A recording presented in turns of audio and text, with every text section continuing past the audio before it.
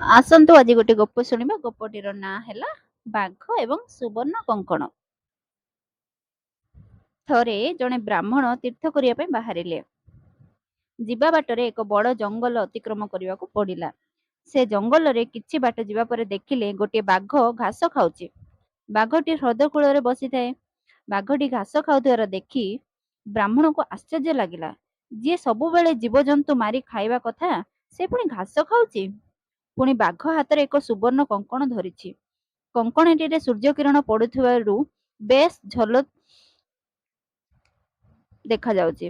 ବାଘ ହାତରେ ସୁବର୍ଣ୍ଣ କଙ୍କଣ ଦେଖି ବ୍ରାହ୍ମଣଙ୍କ ମନରେ ଲୋଭ ଜାତ ହେବା ସ୍ୱାଭାବିକ କଥା। କିନ୍ତୁ ବାଘ ପାଖକୁ ଯାଇ ବ୍ରାହ୍ମଣ କଙ୍କଣଟିକୁ ଆଣିବେ କିପରି? ବ୍ରାହ୍ମଣ ମନେ ମନେ ଏଇ କଥା ଚିନ୍ତା କରିଥାନ୍ତି। କିଛି ସମୟ ପରେ ବାଘଟି ବ୍ରାହ୍ମଣକୁ କହିଲା, ହଇରେ ବ୍ରାହ୍ମଣ, ମୁଁ ଏଠାରେ ଘାସ ଖାଉଥିବାର ଦେଖି ତୁ ଆଶ୍ଚର୍ଯ୍ୟ ହୋଇଯାଉଥିବୁ। ତାପରେ ମୋ ହାତରେ ସୁବର୍ଣ୍ଣ କଙ୍କଣ ଦେଖି ଆହୁରି ଆଶ୍ଚର୍ଯ୍ୟ ଲାଗୁଥିବ। ମୁଁ ତତେ ଏଇ କଙ୍କଣଟି ଦେବାକୁ ଚାହୁଁଛି। ମୋ ପାଖରେ ଏଇ ଜିନିଷଟି ରହି କ'ଣ ଲାଭ? ବରଂ ଜଣେ ମନୁଷ୍ୟକୁ ଏହା ଦାନ କଲେ ଜିନିଷଟି ତାର କାମରେ ଆସିବ। ତୁ ମୋ ଠାରୁ ଏହା ଗ୍ରହଣ କର। ମୋତେ ଏକ ହିଂସ୍ର ଜନ୍ତୁ ବୋଲି ଭାବି ତୁ ବୋଧହୁଏ ଭୟ କରିପାରିଥାଉ। ମୁଁ ମୋର ଯୁବକ ଅବସ୍ଥାରେ ବହୁ ବନ୍ୟଜନ୍ତୁ ମନୁଷ୍ୟମାନଙ୍କୁ ମାରି ଖାଇଛି। ସେଇ ପାପ ପାଇଁ ମୁଁ ମୋର ପ୍ରାଣପ୍ରିୟ ପତ୍ନୀ ଏବଂ ପୁତ୍ରକୁ ହରାଇଥିଲି। ଥରେ ଜଣେ ସାଧୁଙ୍କ ସହିତ ମୋର ପରିଚୟ ହେଲା। ସାଧୁ ଜଣକ ମୋତେ ଶିକାର କରିବାକୁ ବାରଣ କଲେ।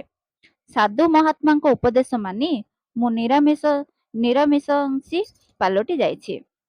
ପ୍ରତିଦିନ ମୁଁ ଏହି ନଦୀରେ ଗାଧୋଇ ସାରି ନଦୀ କୂଳରେ ଥିବା ଘାସକୁ ଖାଏ।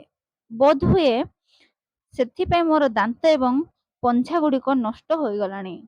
ମୋ କଥା ଶୁଣି ସାରିବା ପରେ ତୁ ତଥାପି ମୋତେ ବିଶ୍ୱାସ କରିପାରୁନୁ। ଦୟାକରି ମୋତେ ତୁ ବିଶ୍ୱାସ କରେ। ମୋଠୁ ଏଇ ସୁବର୍ଣ୍ଣ କଙ୍କଣଟି ନେଇ ତୁ ତୋ ପତ୍ନୀକୁ ଦେଇଦେବୁ।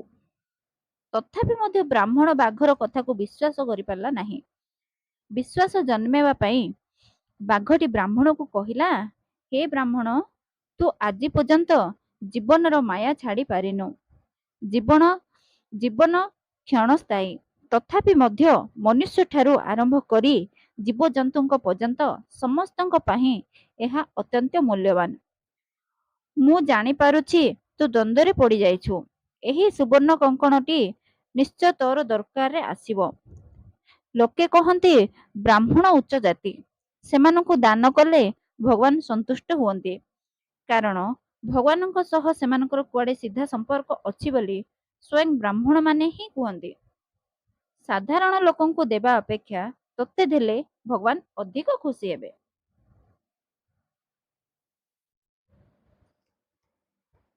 ଧନ୍ୟବାଦ।